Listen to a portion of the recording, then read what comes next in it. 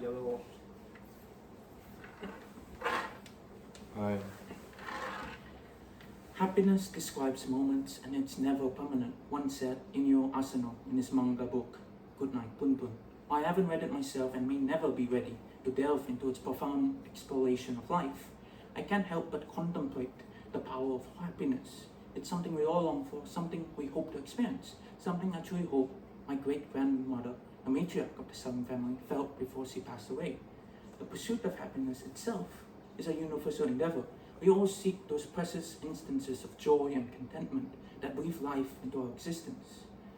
We've all experienced and encountered happiness in our own lives. However, as we gather here today to bid farewell to the most beloved of the Salim family, a great-grandmother to many, a grandmother to some, and a mother to a few, it is essential to reflect on her life and the impact she had on us. We must contemplate both her moments of happiness and the trials before her death. Today, as we pay tribute to a remarkable life, we must acknowledge as a testament to the profound touch she had on those around her, her death creating a hole for many. Most of all, I will share my personal memories of my great-grandmother, the direct aftermath of her death, and my hopes for happiness for her soul. So let's begin our journey into memory lane. The first time I met my great-grandmother, I was just a child. We would meet at family gatherings, at hotel banquets, and at her house every year to celebrate her birthday and the new year. I would always be so excited about eating sushi, crab, and more, etc.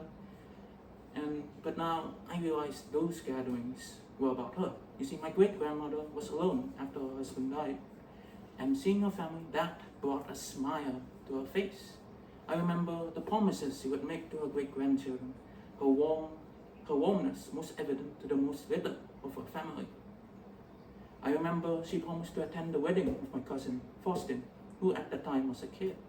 My great-grandmother, nearing her 90s, and despite that, we were children, we simply believed that she would. She was always there for her family, and I think many of us took that for granted. However, now her passing leaves a void in our lives that is difficult to comprehend. The aftermath of her death has left us all with a deep sense of loss. The void she left behind is felt by each and every one of us. When she died, I did not cry. It was only when I realized that she was really, truly gone did I weep. You see, this is exemplified further because a branch of the family, including me, had recorded a video wishing her well. But then, she never saw it, for before that video reached her, she was in a coma. If we had done that video just a couple days before, it could have reached her in time. And maybe she would know that people cared for her, that people loved her. That is one of my deepest regrets. She never knew her family loved her, she never knew. When I said those words aloud to the world, me and my stoic facade, my emotional state burst apart. My cousins fell into tears. She would not attend Faustin's far-flung wedding, and she would not be there every year like she once was. She was gone. The future was laid astray. She was the glue that held our family together, the one who always brought all the branches of the tree into one knot and made sure we stayed connected. Without her, distant familiar connections have drifted apart. Without her, there was someone missing, a pillar that was. Her presence, her voice, her laughter, all of it has now faded away. We are left with memories, photographs, and stories to hold on to. Now we must find a new way to navigate our familiar ties. From this, with deep-seated regret, I contemplate happiness. The pursuit of happiness was something my great-grandmother experienced throughout her life. Like all of humanity, despite the challenges she faced, I contemplate the story of the human spirit. I think something that exemplifies this is an excerpt from Excerpt 1A's video, and then we'll be okay.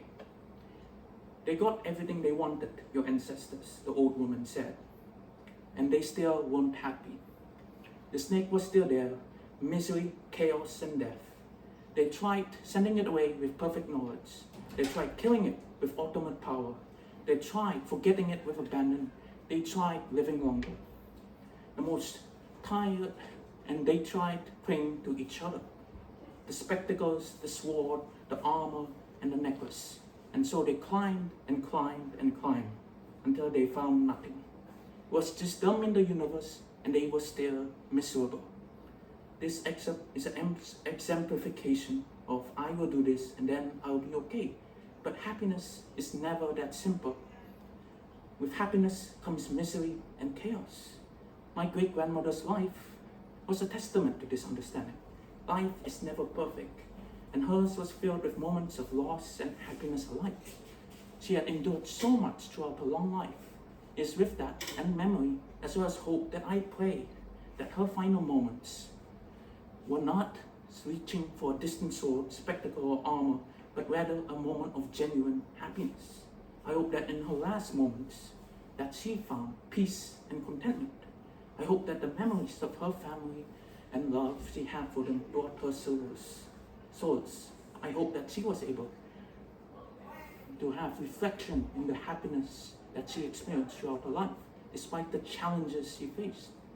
While we may never know for certain, it is important to hold on to the belief that she found some measure of happiness in her final days. For that is what we all strive for, to find happiness in our short life. One must believe, or else you suffer thinking that she died suffering, alone, and unaware. So believe, you really have to believe. And so, as we say our final farewells to my great-grandmother, let us carry her spirit with us and continue to pursue happiness in our own lives. Today, we have reflected on her remarkable life of my great-grandmother, the matriarch of the Salim family, and the impact she had on us all. We have shared personal memories, contemplated the void her passing has left us, and pondered her pursuit of happiness.